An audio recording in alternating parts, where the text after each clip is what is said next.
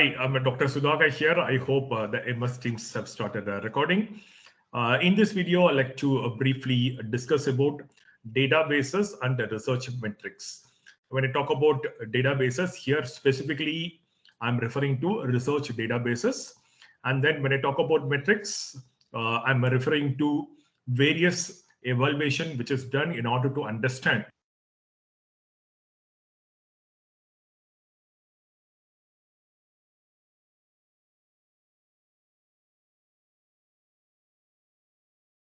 I'd like to give you some example about how the databases work. For example, if you have 50 balls in your hand and all the 50 balls are in different places, if you want to access those balls, you will have to go to 50 different places.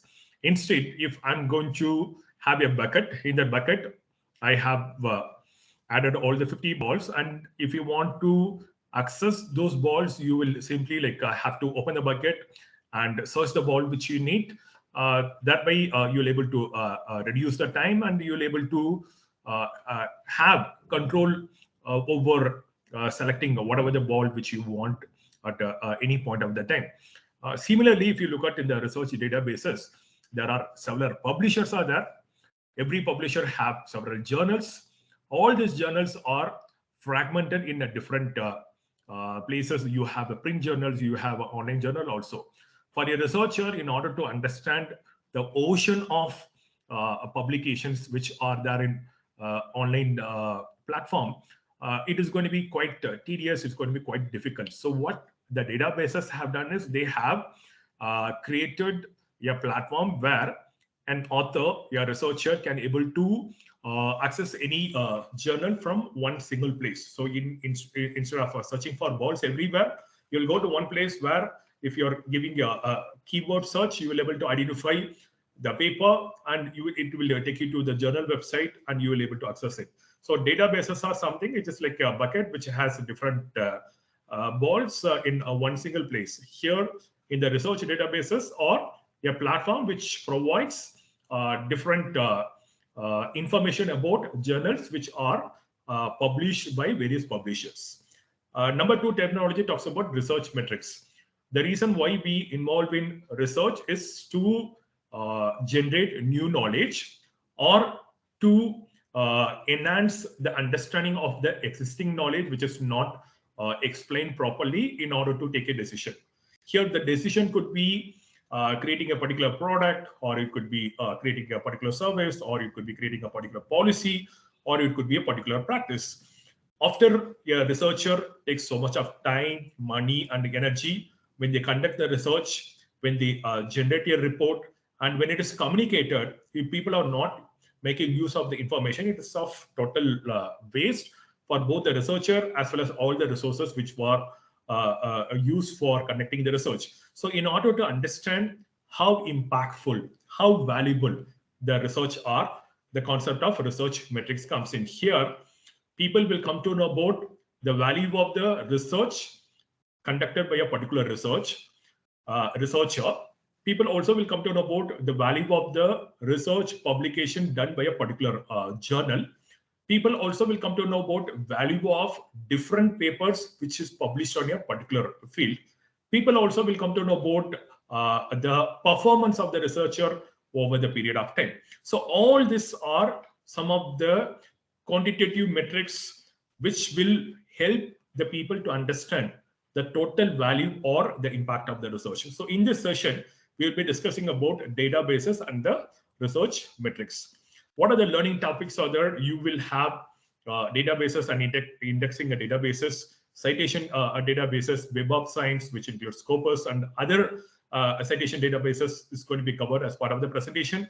You will have a research metrics, as I mentioned, to understand the value of your research. There are different calculations are there where you will be able to know the value of the research done by a particular author, value of the research publication done by a particular journal, and you also will come to know about value of paper which are published in a particular field, and also you will come to know about the performance of the researcher over the period of time.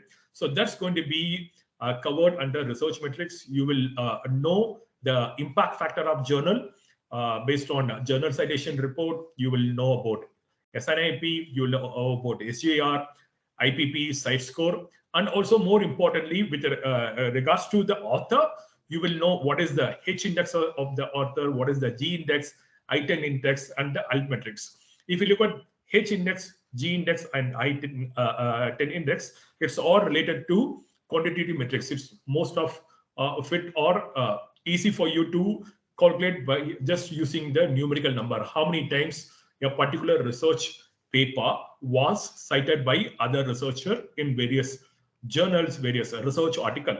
Whereas the altmetrics talks about the usage of the published research article in various social media platform and various other platforms to use that knowledge in order to communicate, to use that knowledge in order to generate new knowledge. So all this is going to be covered as part of the today's learning topic.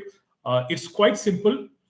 We need to know the basic terminologies. If you know the basic terminologies, then it's going to be much easier for you to understand various aspects of this particular video, this particular topic, which is the databases and the research metrics. So in order to give a clear understanding for the learners, I have given few of the terminologies which even a beginner can easily understand, through which the other concepts becomes much clear.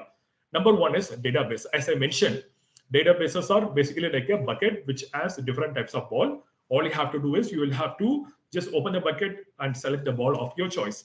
So this databases provides searchable collection of published research related information. It could be a research paper, it could be a conference paper, or it could be a chapter in an edited book, or it could be a book, or even it could be related to patents, or it could be related to copyrights. So what happens if you are a researcher? You will be involving in research. You will be identifying the problem. You will be collecting the data. You will be doing the analysis. You'll interpret the data. You'll come with the particular findings. Finally, you create a research report. Once a research report is created, it could be a research paper, or it could be a conference paper, or chapter in an edited book, or even it could be a research-based book. So what we'll have to do is you will have to make sure that your research report is going to the public, so that public can make use of the value of the information given in your research report. So you will be selecting a particular publisher. Every publisher will have their journal. For example, if you take Emerald has a list of various journals which are published under Emerald publication. So you will select a journal. Once you select a journal, you will communicate to your journal. Once you communicate to your journal, definitely whatever the research report what you have submitted, it cannot be considered as meeting all the compliances or the protocols or meeting all the quality. So what the journals will do, the journals will have editors, they will have reviewers, they will be like assigning your paper for a peer review. The peer reviewer will actually like evaluate how good your paper is. Based on the peer reviewer comments, they will be asking you, the editor will be asking you to revise the paper. And once successful revision happens, your paper gets accepted. Once your paper gets accepted, you will be providing a copyright transfer. Most of the journal will ask you for a copyright agreement, where you are giving the authorization for the journal to publish your paper. Once that is done, your paper gets published. So here, once the paper is published by a particular journal, it is not just going to be available with the publisher, but also it's going to be available with the various research databases, where any researcher who want to access your paper, they can easily go to the database, give in key words or such words. They can easily like try to locate what are the various papers are published in my area of research.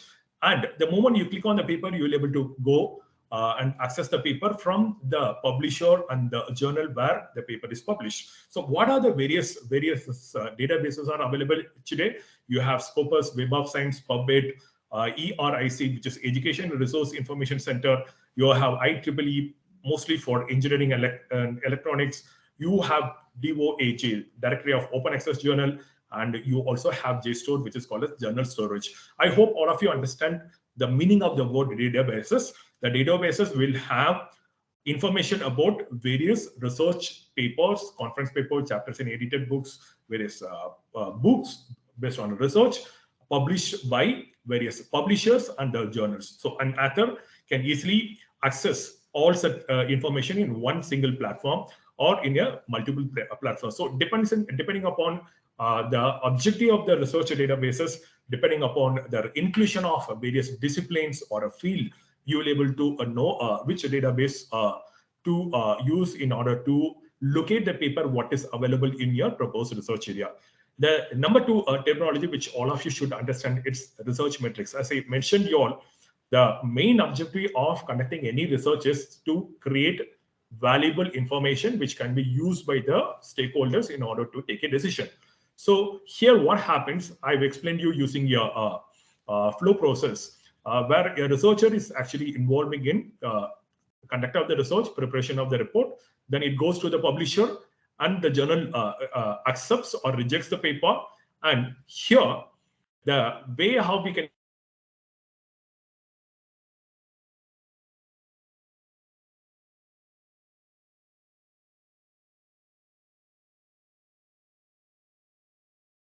many people actually used the concept duly acknowledged in their paper. So depending upon that, you will be able to decide whether your research is actually creating an impact. As I mentioned, the research, whatever we are doing, it should be helpful either for your co-researchers or a fellow researcher. It could be helpful for the society, or you should be helpful for the industry, or you should be helpful for the nation. So quality of the research is usually determined by how many people actually have read your paper, how many people have cited your paper, used your paper in order to enhance the knowledge or in order to solve a particular problem. The second flow process, which will tell you is for the journal, where the research paper is published by a particular publisher and it goes to your journal, and how many people have read, cited the paper in their particular journal. So quality of the research is again determined based on that. The third flow process is based on research report, publisher, journal. How many people have read, cited, used the paper published by a particular journal. All right. Again, the quality of the journal is determined by the quality of the paper which is published by a journal. So research metrics is defined as quality of the research conducted by the researcher, quality of the published paper in a particular journal, quality of the published paper in for its usefulness to the stakeholders, which includes the researchers, industry professionals, policymakers. As I also mentioned, it includes for the society as well as the nation. Most of the times, all the information what a researcher is creating should be helpful, should be useful in one way or the other. So how an individual is able to create a quality paper, how the quality is determined, quality of the research is determined based on how many people are reading the paper, how many people are citing the paper, and how the published paper also influences the quality of the paper published in your journal also is covered as part of the research matrix. In addition to that, the research matrix also covers about the performance of various quality research conducted by various disciplines. For example, the quality of the paper published by social sciences, psychology, quality of the paper published by computational sciences and information technology, quality of the paper which is published by, say, languages or literature. So people also can able to determine the quality of research being conducted in various disciplines, and people also can able to determine about various journals, and also to an extent we also can determine the quality of the publishers. Today, if you look at you have two type of publishers. You got a predatory publishers who simply accept the money from you, and without any peer review, they simply publish your paper within 24 hours. But there are quality publishers who have clearly defined protocols, who would actually review the paper through a peer reviewer. They'll enhance the quality of the paper only when it is meeting all the quality requirements as per the journal layout or paper layout, research. Then they will be agreeing to publish your research paper. I'm sure you will able to know what is meant by research metrics with this clear definition given in this particular slide. Number three, third terminology which all of you should know is citation. Citation is all about how many people have used your paper and cites the information what you have given in your paper in the research. For example, you as a researcher, you are creating a research report and it goes to the publisher. Publisher will be assigning to a particular journal, or you will be selecting the journal from the publisher itself, and then it goes for the publication. Once publication is done, the authors, the readers reads your research report. That is where the authors, I mean the other authors and the readers, determine whether the quality of the research report what you have published under a particular publisher and the research journal is valuable.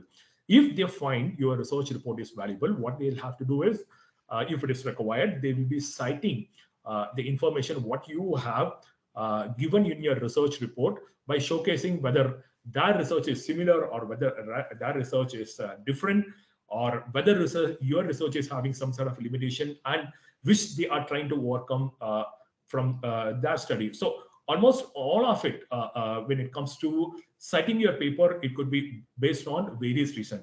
The first reason, people simply want to understand what are the various research which has been conducted in the proposed research, or people can try to understand what are the various limitations which were reported in the previous research.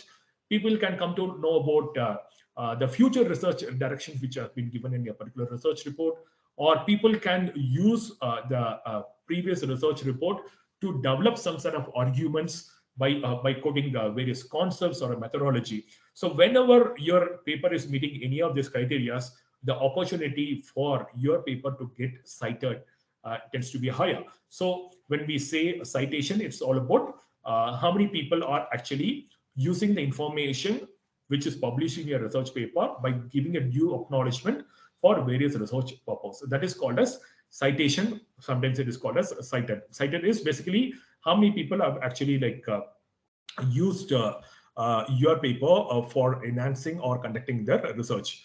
The other important terminology which all of you should know is impact factor. Once a particular paper is published in a particular journal, as you can see the process, a researcher is conducting the research, then the research report comes in, publisher, then the journal accepts or rejects. Once it is published, the author reads the paper and reads the research report. If the report is useful, the author or the reader cites the paper in the research. So total number of citations, total number of times a particular information published in a particular research paper is cited by a particular journal over the period of time is considered to be for calculating the impact factor. Based on that, the impact factor is calculated. So it is very simple. If you take a particular publisher, they have a journal. Under the journal, how many paper are published and how many people were read by the people, how many paper received citation where people have used the information which is given in a particular paper of your journal. Based on the total number of citations, based on the total number of publications, the impact factor of your particular journal or the impact factor of your particular paper, in terms of how valuable the paper is also determined. I'm sure all of you would know this terminology, and the next terminology which all of you should understand, it's all about indexing. When we talk about indexing, we talk about if your particular paper is having a good quality, then it is going to be published by a leading publisher and a leading journal. Based on that, you will able to have the indexing done in leading platform, for example, Scopus indexing or Web of Science. This journal includes the journal only when they meet a certain quality framework. In addition to that, what is required for any author or for a journalist to understand the quality and the quantity of the paper published by the author? Here, people will come to know about total number of publications they have done and also the impact of such publication. For example, if you're receiving a number of citations, for example, I-10 index, if you have received 10 citations for one paper which is published in a particular research paper, then your I-10 index will be 10.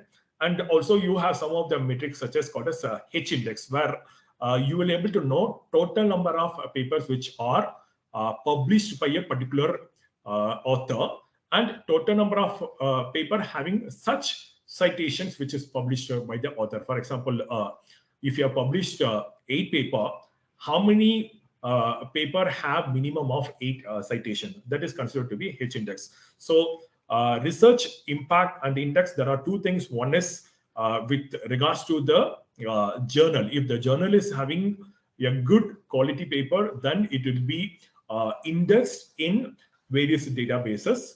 If the journal is not meeting the required standards or the quality, then it may not be indexing. That is why people will ask you whether this particular journal is indexed in the Scopus or whether it is indexed in Web of Science. When they ask, they will easily able to know about the quality of the journal. The other thing which I have reported here is, in order to understand the performance of a particular author based on the number of citations, how many citations they have received for one paper, in a number of citations, and a total number of paper which were published, and what is the performance of citations across the paper.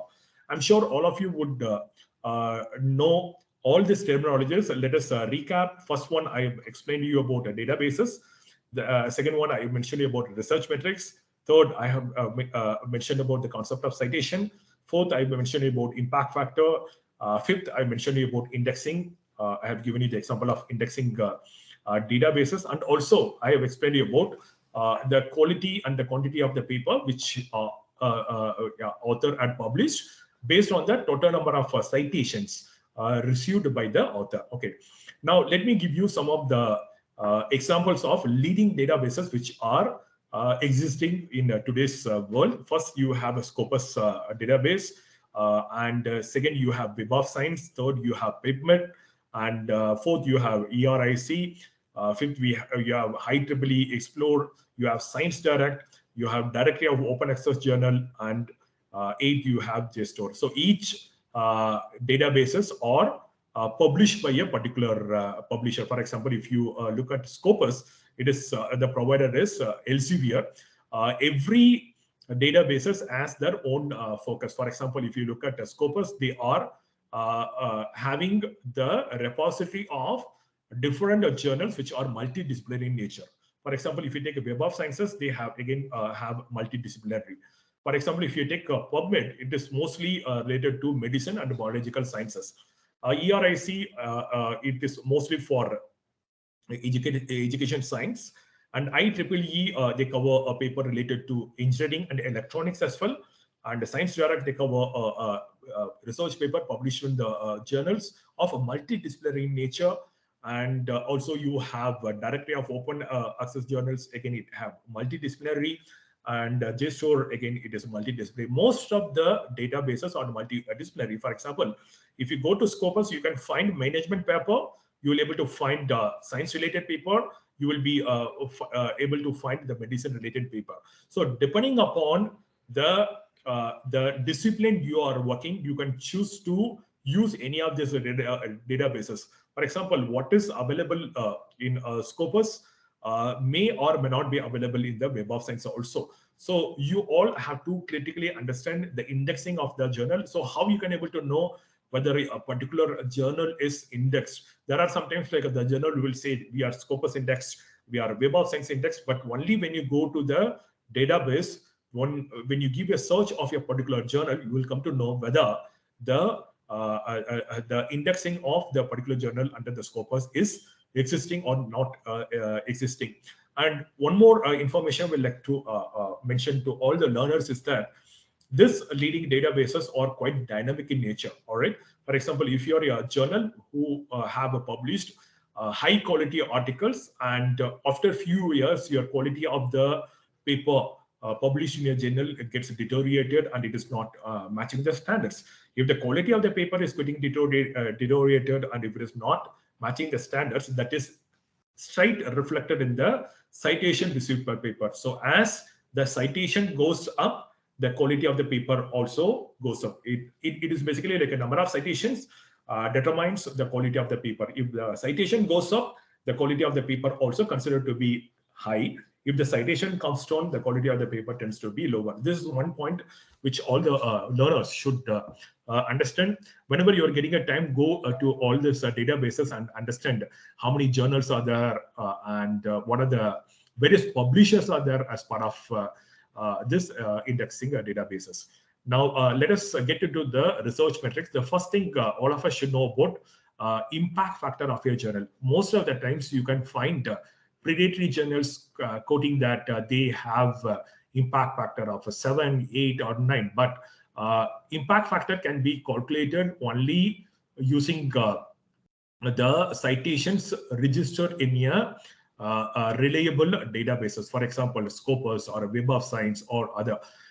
Until the otherwise, if your journal is not registered in these databases, calculating the impact factor in a reliable way, it is not possible. For example, how to calculate the impact factor?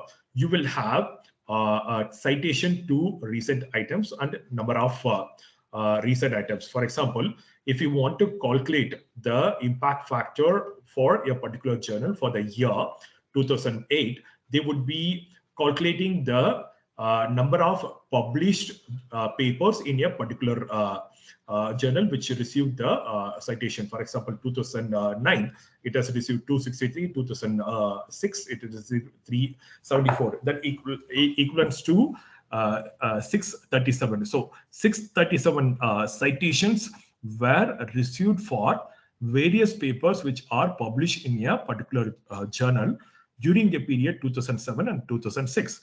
And also, it takes into consideration of total number of papers. If you look at on the left-hand side, number of items published in 2007 is 55 paper, and the number of items which is published in the year 2006 is 49. So that is 104. So how the impact factor of your particular journal, for example, if you take a Sudhakar journal, and if a Sudhakar journal has received 637 citation for all the paper, it will be divided by how many papers Sudhakar journal have actually published, whether it is 104 or it is lesser than that. Based on that, you will able to know what is the impact. As I clearly mentioned, it depends upon total number of papers published by a particular journal and total number of citations received by a particular journal. So as your number of a paper published in a particular journal increases, even the citation also should increase. If the citation is not increasing, it definitely it is going to have impact on the ratio, or I would say the score of the impact factor of your journal. Usually, if you look at impact factor of 10 or higher, it's considered as remarkable, while 3 is good. Average score is less than 1. Just an example, very prestigious journals such as Nature as the impact factor of 69.504 in the year 2021. So Nature publishes very limited paper, but all the paper will be like a breakthrough paper, paper which are having a very good quality, which are having a breakthrough research, which is very, very novel, or actually gets published in a Nature. And the readers of this journal cites the paper in a high number, and not just the readers, but across. When people are conducting a research, they always prefer to choose to read the paper which are published in a high impact factor journal, because high impact factor refers to the quality of the paper which are published in a journal. I hope all of you know about how to create, how to compute the impact factor of a particular journal. It is based on total number of citations received for a period of time, which is for 2 years, and the total number of papers which are published by a journal in the 2 years span of time. All right. The second research metrics, which again, this impact factor is related to a particular journal. It is not related to a particular author. For an author, the research metrics, as I mentioned earlier, it is related to G index or H index or I10 index. This is for a journal.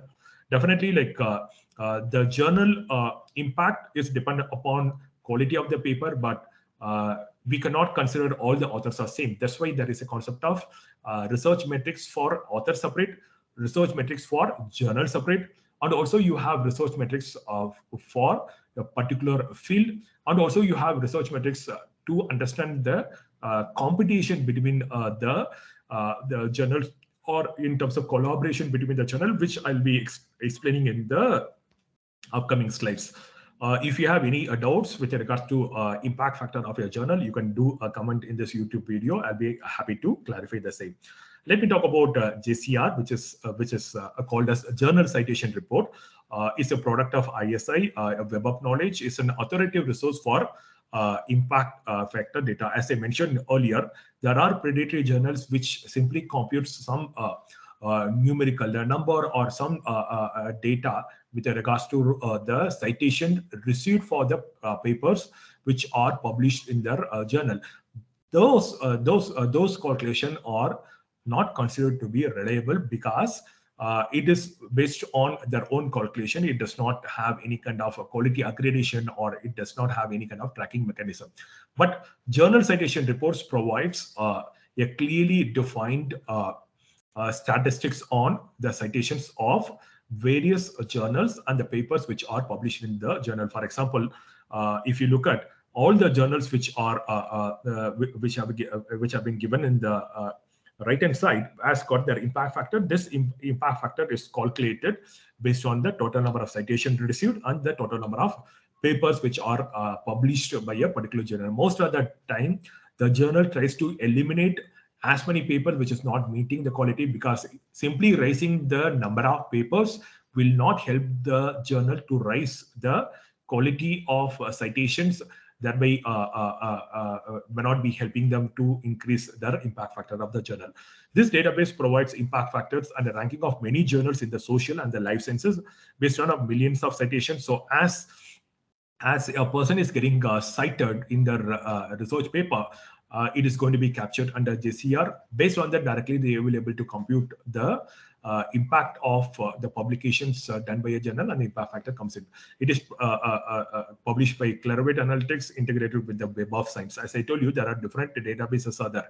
You have Scopus, you have Web of Science, you have DOAJ. There are various databases are there, but really you need to consider the data which is coming in. So how actually they track all of this? There for all the research paper, there are references, there are citations, right? There are standard procedure how you are supposed to cite and provide the references, and all the paper have got a DOI number, and all the journal have got ISSN number, and all the books have got ISBN number. Using this tracking mechanism for the journals which are there in the databases, they will be able to determine. So one thing which you need to remember under journal citation reports is these reports are considered to be an genuine sources to calculate the impact factor of various paper which are published in a particular journal. I hope this is clear. Again, it is related to databases and journal, but not related to a particular author as such.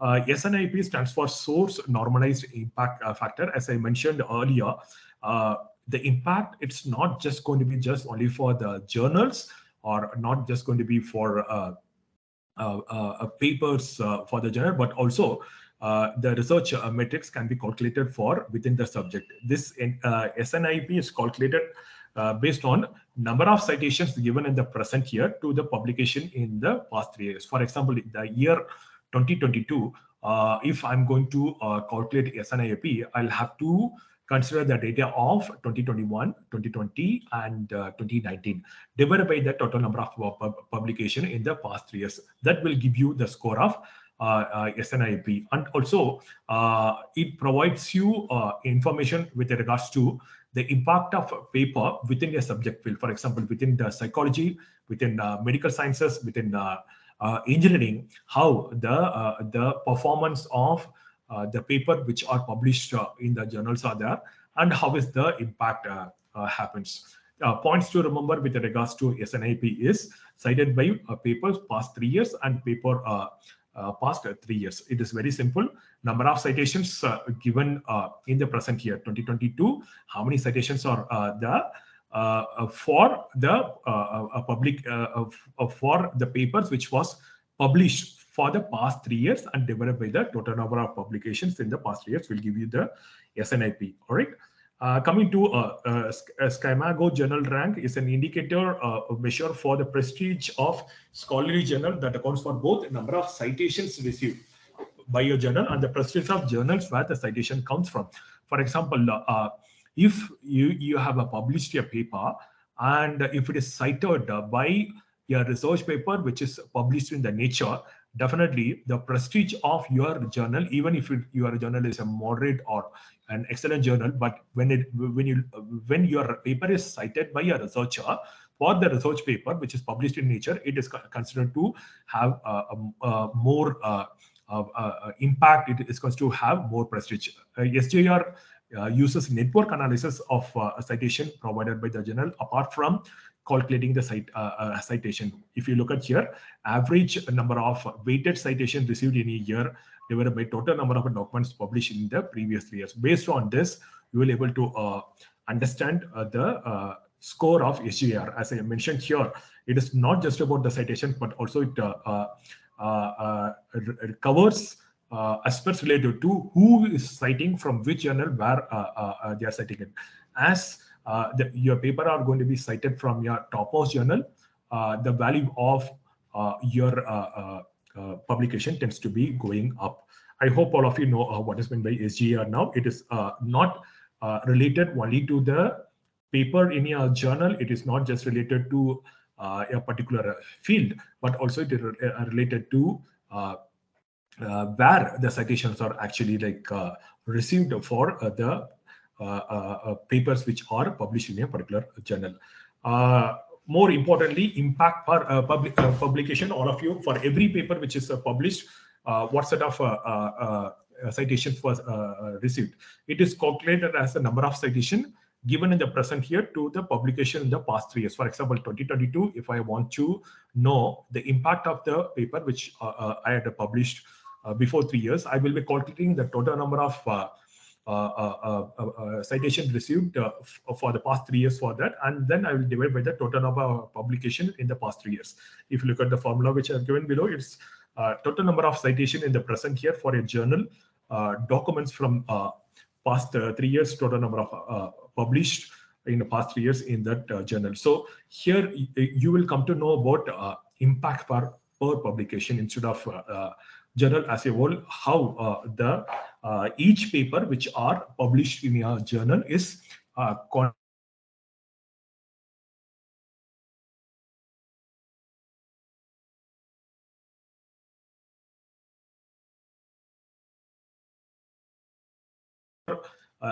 your paper which is published in a journal receives maximum citations. So it means that the quality of your paper tends to be higher based on that they declared this is considered to be the best paper.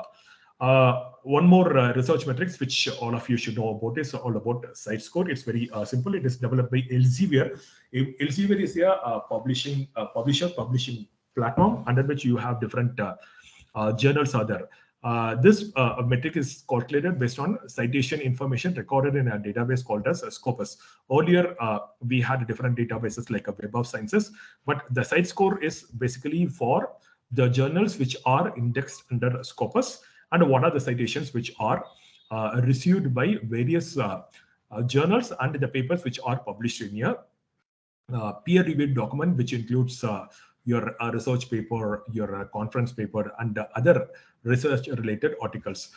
It is calculated based on the formula where the citation count in a range of 4 years, for example, 2018 to 2021. To peer-reviewed documents, as I mentioned, it could be related to the articles, reviews, the conference paper, data papers, and book chapters published in the same 4 calendar years divided by total number of documents in this same 4 years, 2018 to 2021. If you look at the formula which I've given here, Cite score of 2019, it's determined based on A divided by B. A is total number of citations which is received, and the B is total number of documents which are published between 2016, 2017, 2018, and 2019. So that's way how the Cite score is calculated. And if you have a Cite score greater than 1, it indicates to be a higher Cite score. Again, this is applicable only for the journals which are indexed as part of the Scopus. You will come to know who are the top publishers and the journals which are receiving a higher number of citations in the indexing of Scopus. So as they observe that your journal is not receiving sufficient citations for a period of time, they will even remove the indexing because of lack of quality, which is determined by the citations of the papers which are published in a particular journal. I hope this is clear for all of you. Let me give you one example with regards to the citation score of 2021. Here they have calculated the total number of citation which is received for the year 2018, 2019, 2020, and the 2021. This is for the 4 years for the articles, reviews, conference paper, book chapters, and data papers which are published in this period, and the total number of documents that will give you the cite code. For example, here they have mentioned that 2662 citation received for all the research paper published under a particular journal, and the total number of documents which are published by a journal. Here 326 documents, the cite score of 8.2 comes in. And also people are considering the cite score tracker based on to date in terms of a number of citation received and a number of documents. So as I mentioned, all these research metrics are completely dynamic. Depending upon how good your research papers are, depending upon how valuable the research papers are, people actually will be taking a decision to cite or not to cite your paper.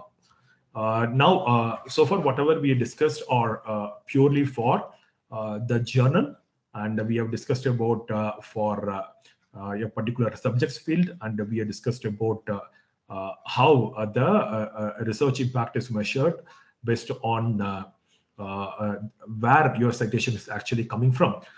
Journal is fine, your databases are fine, but how about the author?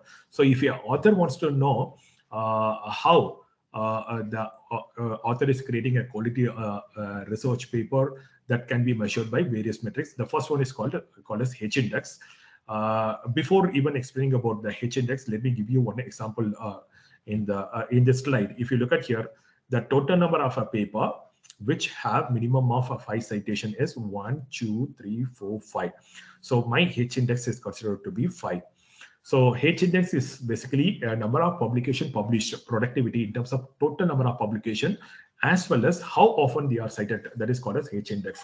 The number of publication with the citation number greater or than equal to H. For example, 15 publication cited for 15 times or more is, and the H index tends to be 15.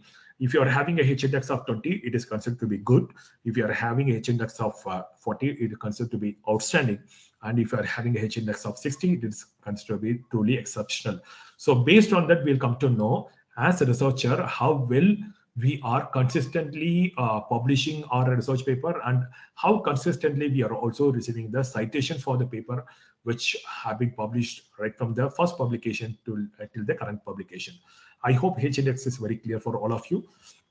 Let me talk about I-10 index. It is very, very simple. How many number of our papers have minimum of at least 10 citation? If you look at here, the citation summary, the total number of paper where at least 10 citations are there is 1, 2, 3. So 3 is the I-10 index for the author with regards to the publication. Here, it'll tell you the some of the precise estimate on how many paper has minimum number of citations. So based on that I-10 index, you can determine how well the author publication is actually taking an impact.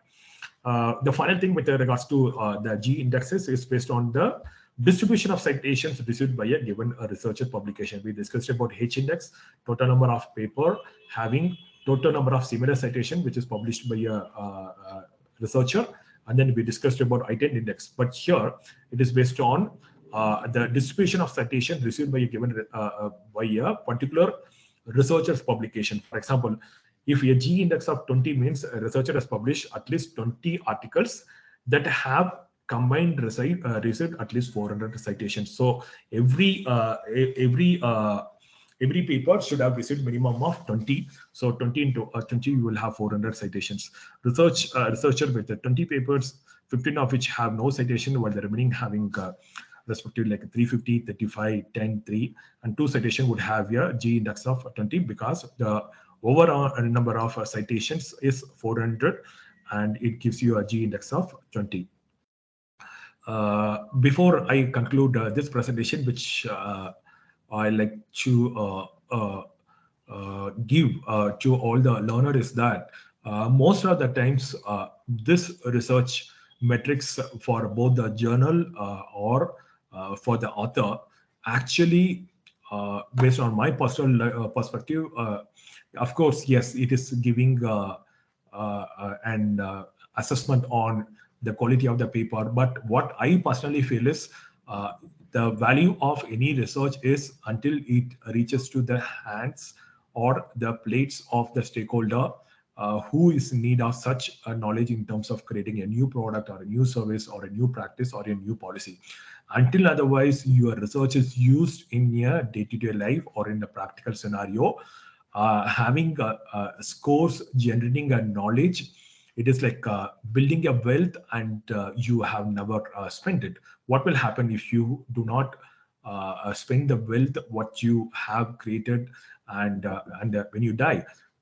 Similar to that, if you are creating a research, you may have a lot of uh, uh, research metrics in terms of impact factor of the journal or in terms of your performance with regards to H index or I-10 index or a G index. But if your research is not going to be used in the industry in terms of taking the decision, used for creating a new product or a new service or amending the existing policy or creating a new policy, it is considered to be a futile exercise. What I would see now at this moment is in future, people may not be valuing your research based on total number of citations alone. Uh, Rather, people have some sort of mechanism like how many companies or how many industries have actually used your research, and how many new products are created, how many new services are created, how it elevated various problems. As you all know, Garden City University, we focus on creating impactful research. Our time, money, and energy should bring some meaningful conclusion to the stakeholders who are directly or indirectly involved. So with this video, I'm ending my session. This is one of the topic which you cannot become as a master in one single video itself. There are a lot of discussion should happen with the other researcher. You need to practically go to the journals and check. You need to able to look at various databases. You need to able to do your own calculation. That time you will become as a master. So this presentation I given one only a simple, basic, easy to understand information. I hope you have thoroughly enjoyed my session. If you have enjoyed and if you have liked it and if you feel that it's informative, do comment your experiences. And if there is some sort of information which I have not included, do comment in my YouTube video. I'll be glad to respond it. Happy learning. Bye bye, Dr. Sudhakar.